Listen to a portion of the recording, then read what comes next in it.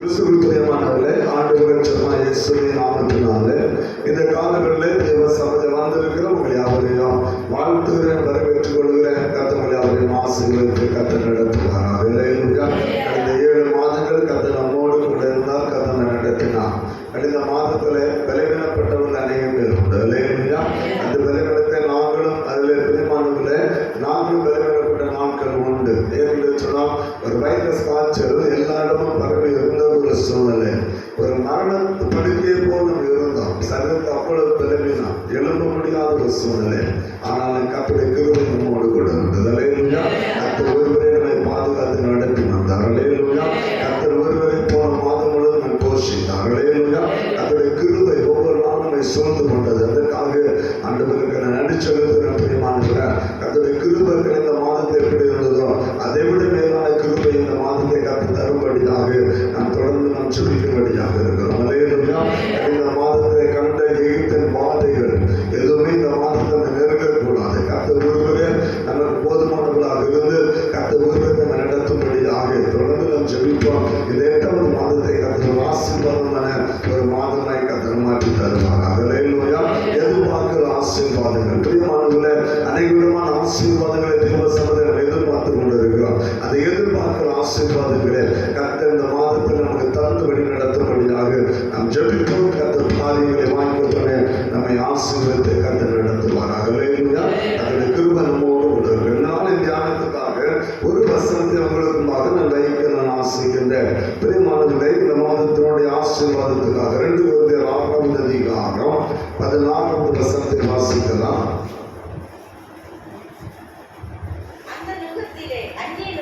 2 Corinthians 6வது அதிகாரம் 14வது வசனம். தேவனுடைய ஆலயத்துக்கும் விக்கிரகங்களுக்கும் சம்பந்தம் ஏது?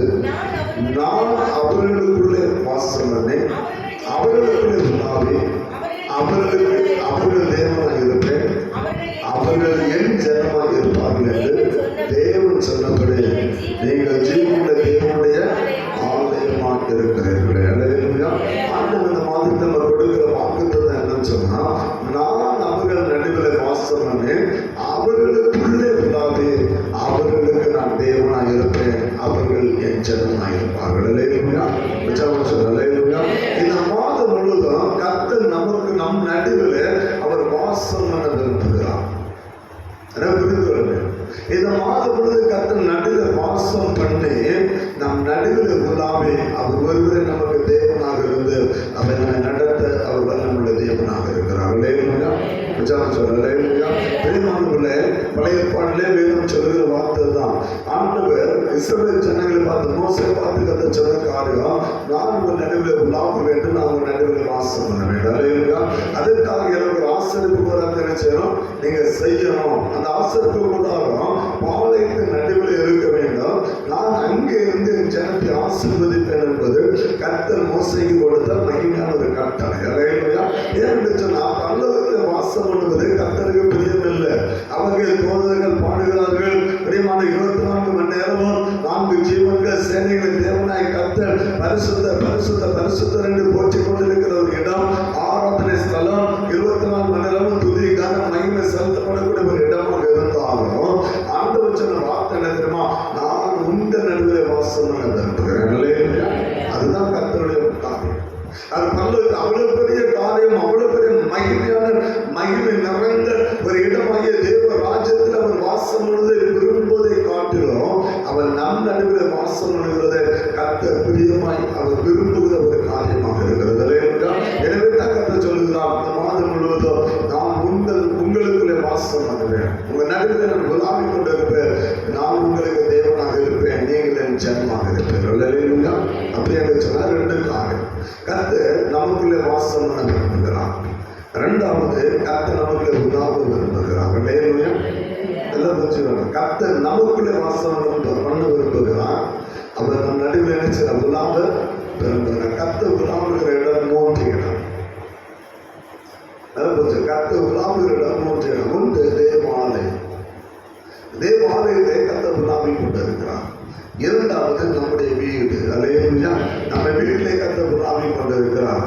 3வது நாம் கூடுகிற எந்த இடம்னா சரி அந்த இடத்தை கர்த்தர் கர்த்தர் நம் நடுவில் உள்ளாகுகிற தேவனாக இருக்கிறார்களே. அதுதான் கர்த்தர் செய்கிற காரியம். அப்படியானால் நம்முடைய வீட்டிலே கர்த்தர் உள்ளாகுகிற தேவனாக இருக்க வேண்டும், நமக்குள்ள வாசம் பண்ணுகிற தேவனாக இருக்க வேண்டும். இந்த ரெண்டு காரியத்தை கர்த்தர் இந்த மாதத்தில் நடுவில் செய்யப்பட்டதாக இருக்கிறார். கர்த்தர் நமக்குள்ள வந்தாலே நமக்கு ஆசீர்வாதம். கர்த்தர் நம்முடைய வீட்டில் உள்ளாகுனாலே வீட்டில் ஆசீர்வாதம். கர்த்தர் எல்லாம் மாற்றலாம். வீட்டில் தரித்திரங்கள் மாறும், வறுமைகள் மாறும். வீட்டில் பெரிய மனுடைய சாபங்களை கர்த்தர் மாற்றி போடுவான். வீட்டில் இருக்கான ஜென்ம பாவ சாப கட்டுகளை கர்த்தர் விடுதலையாக்கி நம்மை நடத்த ஒரு நல்ல தேவனாக இருக்கிறார். வேதம் சொல்லுகிற ஒரே ஒரு காரியத்தில் தான், நான் நம்ம நடுவிலே வாசம் பண்ணுவேன், அவர்களுக்குள்ளே நான் குலாமுவேன், மாத்திரமல்ல நான் மட்டும் அவர்களுக்கு தேவனாக இருப்பேன். அதனால இந்த வசனத்தில் ஆரம்பத்தில் சொன்னாங்க, பவுல் சொல்றான், தேவனுடைய ஆலயத்துக்கும் விக்கிரகத்துக்கும் சம்பந்தமே கிடையாது.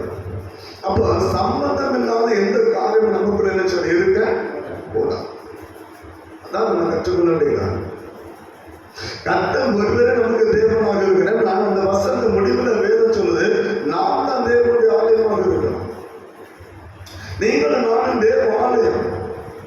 கர்த்தர் அந்த ஆலயத்தின் நடுவில் அவர் விழாவுகிறார். அந்த ஆலயத்தின் நடுவில் வாசம் பண்ணுகிறார். அந்த ஆலயத்துடைய நன்மையினாலே கர்த்தர் நிரப்புகிறார்.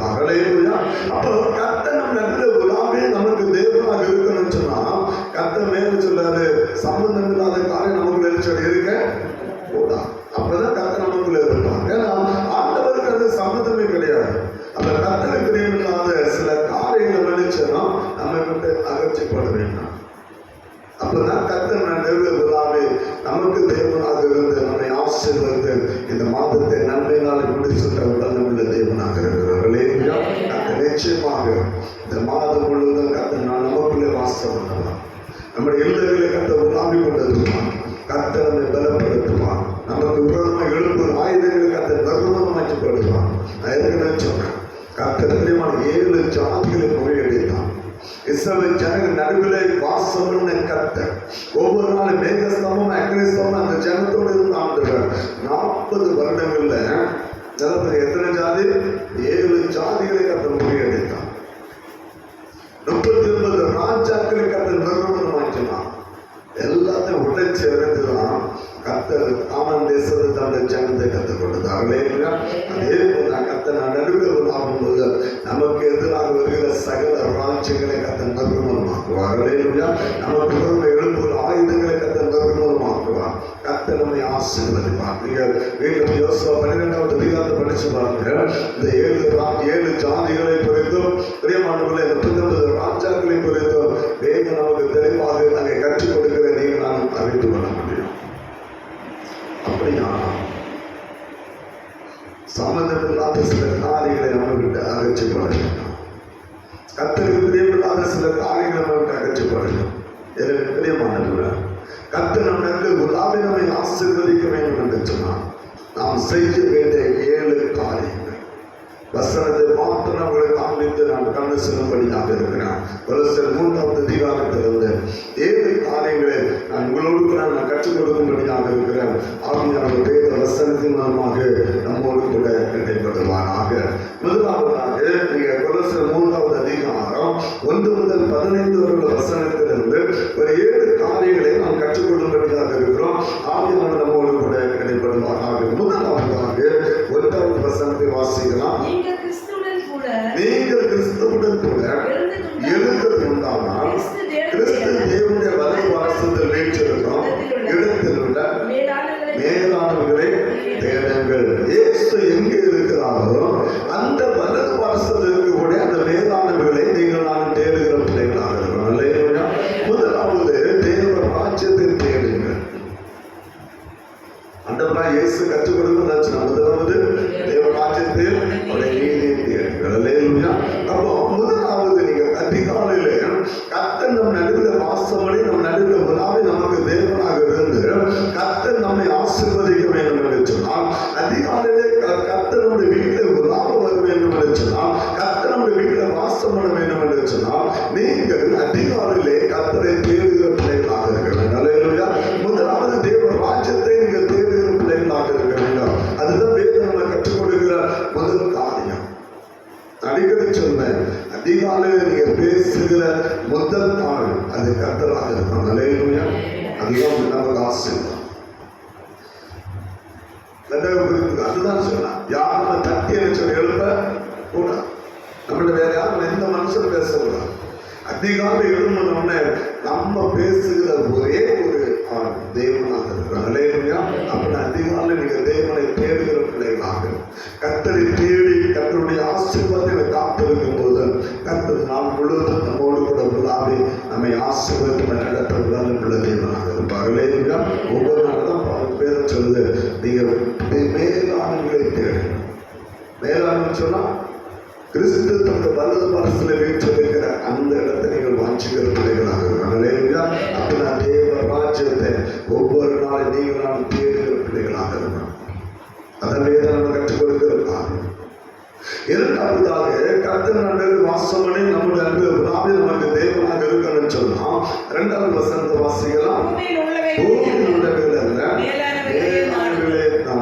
இன்னைக்கு பூமிக்கு ஒரு ஆசீர்வாதத்தை நாம் எதிர்பார்க்கிற பிள்ளைகளாக ஒவ்வொரு தலைவர் தேவ சம்மதை கேட்கும் போது இந்த பூமிக்கு ஒரு ஆசீர்வாதத்தை நாம் கேட்டுக்கொண்டு இருக்கிறோம். கடன் மாறணும், அப்படிதான் கடன் பிரச்சனை மாறணும், கஷ்டங்கள் மாறணும், வேதனைகள் மாறணும், பாடுகள் மாறணும், தேவைகள் சந்திக்கப்படணும், குறைவுகள் நிறைவாகணும். இதுதான் அவங்க சம்மதை கேட்டு இருக்கிறோம். ஆனா பைபிள் சொல்லுது பூமிக்குரியவில் அல்ல மேலானவர்களே முதல்ல என்ன சொன்னா தேடு.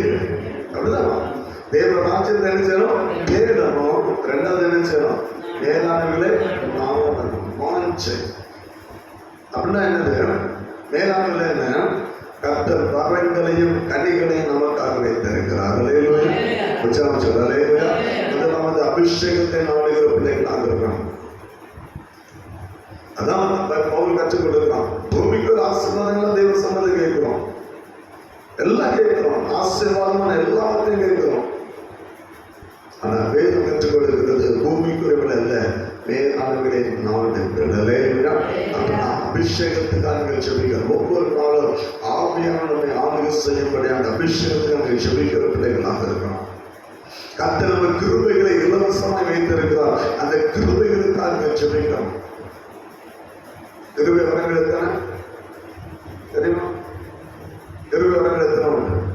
7 வரங்கள். அந்த கிருபை வரங்களுக்காக தேவ சமதியை காத்திருக்கான். அந்த கிருபை வரங்கள், ஆவியின் வரங்கள், ஆவியின் கனிகள், இவெல்லாம் மேலானவைகள். தேவன் நமக்காக வைத்திருக்கிற மகிமையான ஒரு ஆசீர்வாதம். அப்படிப்பட்ட காரியங்களை நாடுகளை வாஞ்சிக்கிற பிள்ளைகளாக எப்ப ஜெபம் பண்ணாலும் சரி தேவ சமூகத்துல அபிஷேகத்தை கேளு. பூமிக்கு மட்டும் தேடுகிற பிள்ளைகளாக இருக்கக்கூடாது. அபிஷேகத்தை சொல்லுங்க, வரங்களை கேளுங்க. கனி கொடுக்கிற மரமே நம்ம வாங்கணும்னு சொன்னாங்க. கிருபை வரங்களை தேவ சமூகத்தை கேளுங்க. கர்த்தர் நிறைய நமக்காக வைத்திருக்கிறார். அவ எல்லாவற்றை கர்த்தர் நமக்காக வைத்திருக்கிறார். அதை தேடும் போது கர்த்தர் நமக்கு தருகிறான். கனி கொடுக்கிற மரம் அவரோடு நிலைத்திருக்கும். அல்லேலூயா. அங்கேதான் கர்த்தர் நினைச்சார் உலாகிற தேவனாக இருக்கிறார். சொல்லுகிறவா, நீங்கள் என்று நிலைத்திருந்து நான் உங்கள் நிலைத்திருந்தால் நீங்கள் மிகுந்த கனிகளை கொடுப்பீர்கள். அல்லேலூயா. அந்த கனி கொடுக்கிற மரம், ஆவின் கனிகளை கொடுக்கிற மரமை நீங்கள் மாற வேண்டும். அப்படியான கர்த்தர் நிலைத்திருக்க வேண்டும். அதான் என்ன சொல்கிறது? பூமிக்குகள் மட்டுமல்ல மேலானவர்களை நாடுகிற பிள்ளைகளாக இருக்கணும். அல்லேலூயா. பூமிக்கு ஆசீர்வாதம் மட்டும் தேடுகிற பிள்ளைகளாக இருக்கணும். அந்த தேவ ராஜ்யத்துக்கு வந்த பிள்ளைகள் கர்த்தர் நமக்காக இலவசமாக வைத்திருக்கிறார். அதை எல்லாவற்றையும் நாம் நாடும் போது கர்த்தர் நமக்கு தந்து நம்மை ஆசீர்வதிக்க அவர் நல்ல உள்ள தேவனாக இருக்கிறார். அல்லேலூயா. மூன்றாவதாக கர்த்தர் நம் நடுவில் வாசம் பண்ணி நம் நடுவில் குலாபி நமக்கு தேவனாக இருக்க வேண்டும் என்று சொன்னால் மூன்றாவது நம்ம செய்ய வேண்டிய காரியம் என்ன? 5வது வசனத்தை வாசிக்கலாம். ஆகையால் விபச்சாரம், அசுத்தம், மோகம், துர்ச்சை, விக்கிரக ஆராதனையான பொருளாசை ஆகிய இவைகளை பூமியில் கொண்டு வருகிற உங்கள் அவயங்களை என்ன செய்ய அழித்து போடு. அதாவது தீமையான கிரிகள் நமக்கு நினைச்சு இருக்க கர்த்தர் அறிவதற்கிறார். கர்த்தர் வெறுக்கிறார். ஏன்னா இங்க சொல்லப்பட்ட சகல வார்த்தைகளும் இந்த 5வது வசனத்தில் சொல்லப்பட்டதுன்னா எங்கிருந்து வருது தெரியுமா? இருதயத்திலிருந்து புறப்பட்டு வருகிற காரியம். மத்திய சுவிசேஷத்துல ஆண்டவர் இயேசு கற்றுக் கொடுக்கும் போது ஆண்டவர் சொன்ன காரியம் இவை எல்லாம் இருதயத்திலிருந்து புறப்பட்டு வருகிற காரியம். இவைகள் என்ன செய்யும்? மனுஷனை ஈட்டுப்படுத்துகிற ஒரு காரியம். அது எல்லாவற்றையும் நீங்கள் தான் மாற்றி போட வேண்டும் என்று சொல்லி ஆண்டவர் தெளிவாக அவர் சொல்லுகிற காரியத்தை நீங்கள் நான் அறிந்து கொள்ள முடியும். இவையெல்லாம் மனிதனை ஈட்டுப்படுத்துகிற காரியம் என்று சொல்லி அதனுடைய வேறு நமக்கு தெளிவாக சொல்லுகிற ஒரு காரியத்தை நீங்கள் நான் அறிந்து கொள்ள முடியும். அப்படியானால் நம்மை ஈட்டுப்படுத்துகிற காரியம் நமக்குள்ள இருக்கக்கூடாது. எல்லாவற்றையும் என்ன செய்யணும்? என்ன சொல்லலாம்? அழித்து போடுங்கள். அதான் பாடவே சொல்லலாம். ஒரு கண் உனக்கு எழுதணும்னா கண்டுபிடிங்க என்ன செய்யும்? ஒரு கை உனக்கு எழுதணும்னா கையை விட்டு தடுத்து தூரம் போட்டு. ஏன்? ரெண்டு கையா பாதாளத்துக்கு போறது பார்க்கிறோம். ஒத்த கை விட பல்லவரத்து போறது நேர்மையான ஆசை. ஏன் அப்படின்னா வெட்டி தூரம் போட சொல்ல நம்ம நினைச்சோம் பரிசுத்தம் நினைச்சோம் பார்த்துக்கணும். கத்தனையா வெட்டி போட சொல்லணும்னா அந்த பாவத்தை உண்டு பண்ண செயல் நமக்கு நினைச்சோம் இருக்க கூடாது. அந்த பாவ செயலாம் போட்டு அழித்து போடும். அதான் பவுல் சபைக்கு சொன்ன எல்லாத்தையும் அழித்து போடுங்க. அப்பதான் கத்தர் நடுவில் லாப முடியும். அப்ப பிரியமான பாவம் இருக்கிற இடத்துல தேவன் பெரிய செய்ய முடியாது. அதான் நம்ம கற்றுக் கொடுக்கிறாங்க. எனவே கர்த்தர் ஒவ்வொரு நாளும் நம் நடுவில் வாசம் பண்ணி நமக்குள்ள குணாவில் நமக்கு தேவனாக இருக்கணும்னு சொன்னா நம்முடைய சரீரத்தில் நமக்கு இந்த பாவ செயல் நம்ம அழித்து கொள்கிற பிள்ளைகளாக இருக்கிறோம். 4வது வேதம் நமக்கு என்ன கற்றுக் கொடுக்கிறது? கொலோசியர் 3வது அதிகாரம் 8வது வசனம். மூர்க்கம், பொறாமை, உங்கள் வாயில் பிரகாரம் தூஷணம், வம்பு வார்த்தைகள் மைய எல்லாம் என்ன செய்யணும்? வெற்றணும். கோபத்தை வெற்றணும். மூர்க்க குணத்தை என்ன செய்யணும்? சொல்லி மூர்க்க குணத்தை விடணும். பொறாமை, வாயிலிருந்து புறப்படுகிற பொருளாத வார்த்தைகள், தூஷணமான வார்த்தைகள், வம்பு உருவாக்குற வார்த்தைகள், இவெல்லாம் என்ன செய்யணும்? விட்டு அதெல்லாம் நமக்குள்ள இருக்கக்கூடாது.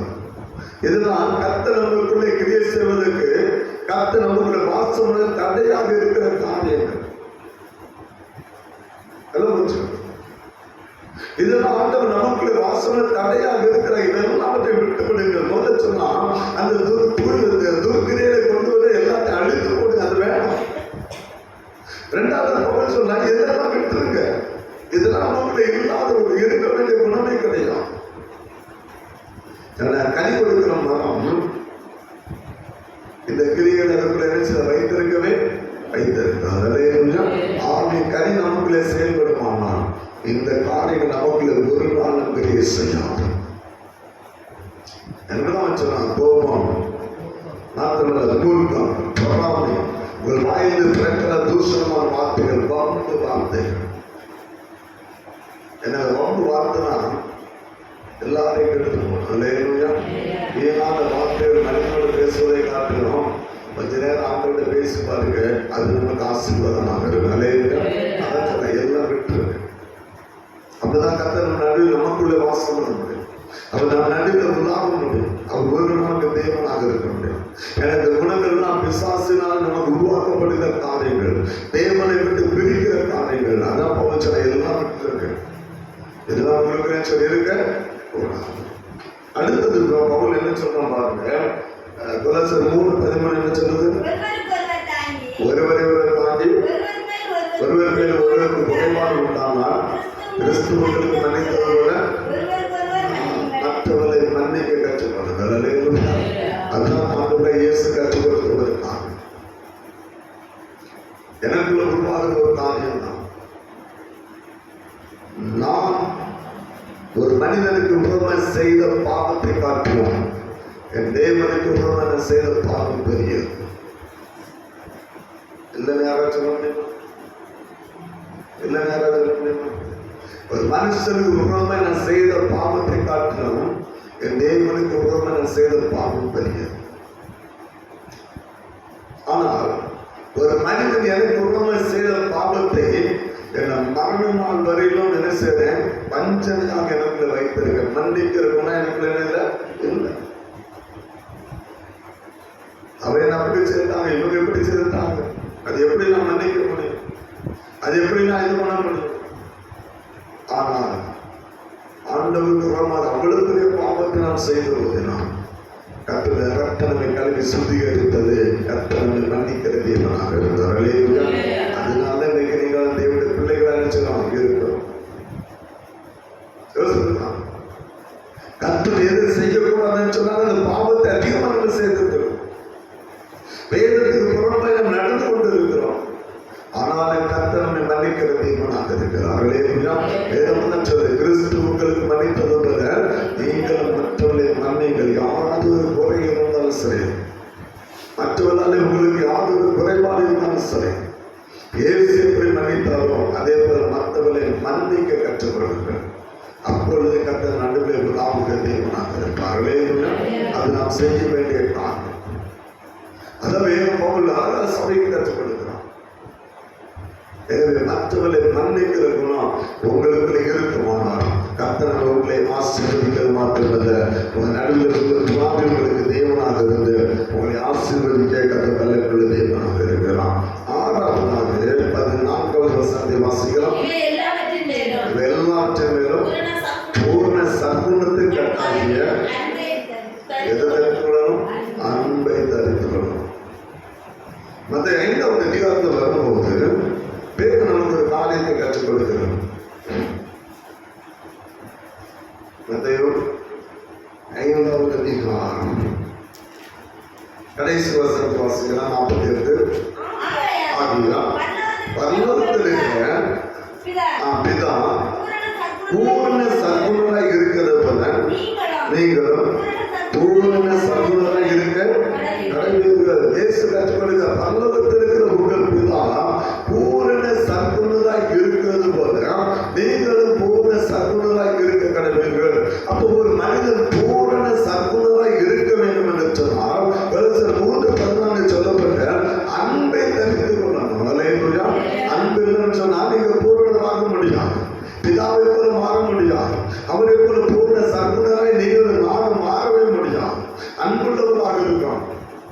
மற்றவர்களை ஆண்டவர் எப்படி நம்ம நேசிக்கிறாரோ அதே போல மற்றவர்களை நேசிக்கிற அந்த அன்பு நமக்குள்ள இருக்க வேண்டும். அநேக குடும்பங்கள் நம்ம பார்க்கணும். புருஷன் மனைவியுடைய நினைச்சு பேசவே மாட்டாங்க. எங்க ஒரு குடும்பம், எங்க ஊர்ல ஒரு குடும்பம், அவங்க ஒரு நாள் புருஷங்களே பேசவே மாட்டாங்க. 3 நாள் பிள்ளைகள், அவங்க பேசுறதே கிடையாது. ஒரு சின்ன ஒரு சண்டை, நல்ல வசதியான ஒரு குடும்பம், நல்ல வசதியான ஒரு குடும்பம். ஆனா ஒரு சின்ன ஒரு சண்டை, புருஷனோட வாழ்நாள்ல பேசுறதே கிடையாது. எப்ப பேசுனாங்க தெரியுமா? மூத்த மகனுடைய திருமணத்துக்கு தான் பேசுறாங்க. அது யோசித்து பாருங்க. மூத்த மகனுடைய திருமணத்துக்கு தான் பேசுறாங்க. அப்படி என்ன சண்டை அநேக இடம். அதே போல பெற்றோர்கள் பிள்ளைகள் நினைச்ச மாட்டாங்க, பேச மாட்டாங்க, சண்டை பிரிவினை. ஆனா கர்த்தருடைய ஆலயத்தை நம்மளை பார்த்து நம்ம போல பயபக்தி யாருமே கிடையாது. அதான் பவுல் ரோமர் 12:2 சொன்னான், உலகத்துக்கு ஒத்த வேஷம் தரிக்காது. வீட்டு அன்பு இல்லை, புருஷன் மனைவிடத்து அன்பு இல்லை, பெற்றெடுத்த பிள்ளைகளுக்கு பெற்றோருக்கு அன்பு இல்லை, சகோதர அன்பு இல்லை. அந்த ஆலயத்தை அவங்களே போல ஜெபம் பண்ண, அவங்களே போல பயபக்தி யாருக்குமே இருக்க முடியாது. அவ்வளவு பக்தியில முத்தி போயிருப்பாங்க. வேதம் சொல்லுகிறது பூரண சர்வனை இருக்க விரும்பினால் அன்பை தரித்துக் கொண்டு அன்புள்ள மற்றவர்களை நேசிக்கிற அன்பு நமக்குள்ள இருக்கும். மற்றவர்கள் உறவாடுகிற அந்த அன்பு நமக்குள்ள இருக்கும். அதான் கர்த்தர் நமக்குள்ள ஊற்றுகிற தேவ அன்பு. ஆவின் கனியோ அன்பிலே ஆரம்பிக்கிறது. அன்பில் ஆரம்பிக்கிற தேவன் நம்மீது வைத்த அன்பினாலே தான் தன்னுடைய குமாரனை நமக்கு என்ன செய்தார்? அவர் அனுப்பி தந்தார். நம்மை நேசித்தார். நாம் அவருக்கு விரோதியாக இருந்தோம், பாவம் செய்து தேவனை மகிழ்ச்சியாக இருந்தோம். ஆனால் தேவன் நம்மை அன்பு கொடுத்தார். இதை தன்னுடைய ஒரே பேரான குமாரை நமக்காக அனுப்பி தந்தார். அந்த அன்பு, அந்த சிலுவையின் அன்பு, அந்த கல்வாரி அன்பு நமக்குள்ளே இருக்கிற அப்பதான் நீங்கள் காணும் பிதாவை போல பூர்ண சர்க்குணராய் மாற முடியும். அதான் வேதம் நம்ம கற்றுக் கொடுக்கிற காரியம். கடைசியாக வேதம் என்ன சொல்கிறது? பிரியமானவர்களே, 15வது வசனம், தேவ சமாதானம் இருதயங்களை ஆள கடவுள். இதற்கென்றே நீங்கள் ஒரே சட்டமாக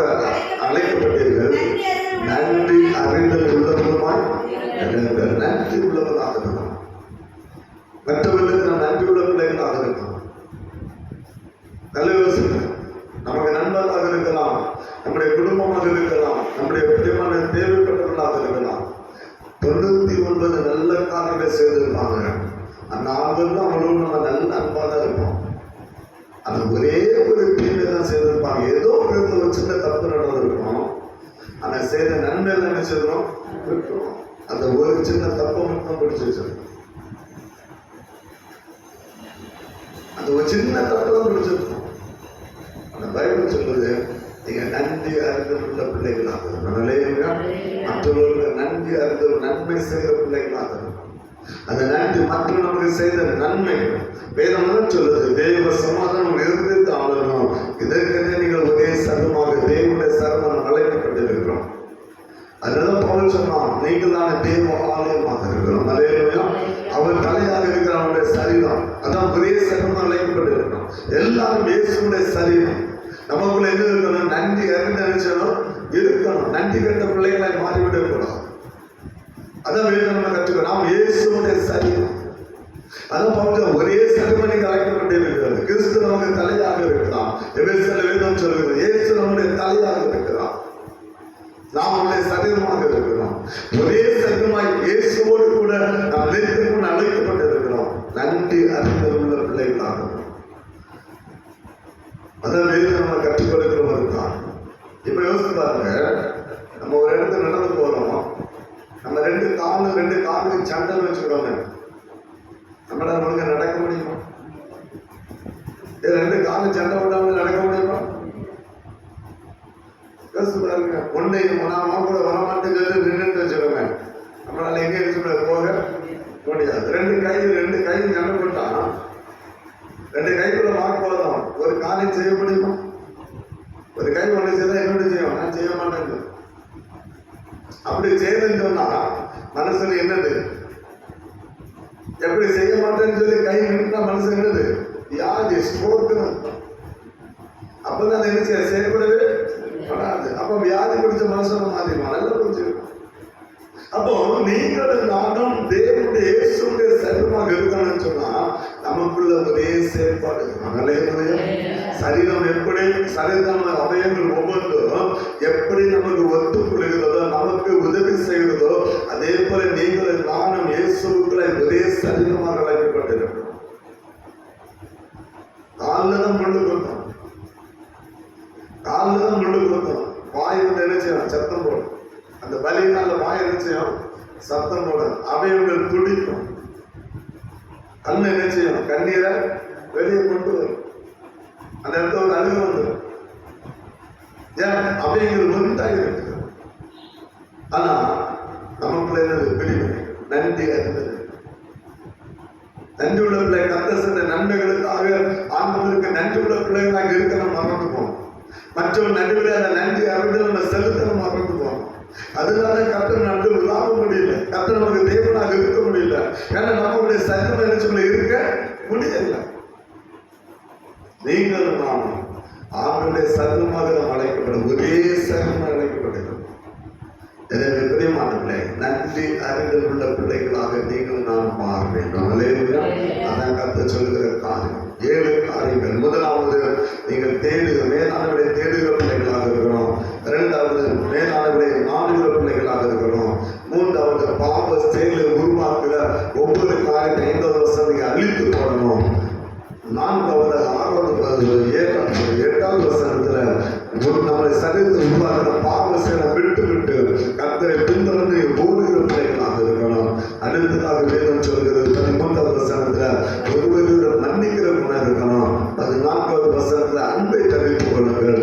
15வது வசனத்தை நன்றி அறிந்து உள்ள பிள்ளைகளாக இருக்கிறார். இந்த 7 குணாதிசயம் நமக்குள்ளே இருக்குமானால், இந்த 7 குணாதிசயம் நமக்குள்ளே இருக்குமானால் கர்த்தர் நமக்குள்ளே வாசம் பண்ணி நம் நடுவில் நமக்கு தேவனாக இருந்து இந்த மாதம் முழுக்க நடத்த அவர் வல்லமுள்ள தேவனாக இருக்கிறார். அல்லேலூயா. கர்த்தர் நடத்துவார். கர்த்தர் நம்மோடு கூட இருப்பார். அவர் வாக்கு கொடுத்திருக்கிறார். அவர் நம்முடைய தேவனாக இருப்பார். நம்முடைய ஜனமாக இருப்போம். கர்த்தர் நம்மை ஆசீர்வதிப்பார். கர்த்தர் நம்மை மேலான காரியங்களை செய்கிற பிள்ளைகளை கர்த்தர் மாற்றுவார். எதிர்பார்க்கிற ஆசீர்வாதங்களை கர்த்தர் தருவார். ஒவ்வொரு நாளும் இந்த கொலோசியர் 3வது அதிகாரத்தை திருப்பி வைத்து விட்டு ஆண்டவரே, இன்று கற்றுக்கொள்ள 7 காரியங்களை இந்த வாழ்க்கையை செயல்படணும் ஆண்டவரே சொல்றேன். ஒவ்வொரு நாளும் இந்த 7 காரியங்களை அல்லது பேப்பரில் அடிக்கிறேன்னு சொல்றேன். எழுதி என்ன செய்யலாம், ஒரு இடத்துல ஒட்டி பெட்ரூமா இருக்கணும். கிச்சன்ல வேலை, பெண்கள் கிச்சன்ல வேலை செய்ய ஒட்டி வைங்க. வட்டியோட வேலை செய்யும்போது அதை பார்த்து சொல்லுங்க, ஆண்டவரே இதெல்லாம் நம்மகிட்ட அழித்து போடும், ஆண்டவரே இதெல்லாம் நான் தரித்து போடணும்னு சொல்லிட்டு உங்க மனசுல ஒவ்வொரு நாள் அறிக்கை பண்ணுகிற பிள்ளைகளை மாறுங்கன்னு சொன்னா கர்த்தர் உங்களை மாற்றுவார். அல்லேலூயா. இந்த 7 குணாதிசயங்களை கர்த்தர் வாழ்க்கையை கர்த்தர் கொண்டு வருவார். நீங்கள் வாஞ்சிக்கிற ஜனங்களை கர்த்தர் தருவார். தந்து உங்களை ஆசீர்வதிக்கிறது மாத்திரமல்ல, உங்களுக்கு தேவனாக இருந்து நம்மை பாதுகாத்து நடத்துகிற வல்லமையுள்ள தேவனாக இருக்கிறார். அல்லேலூயா.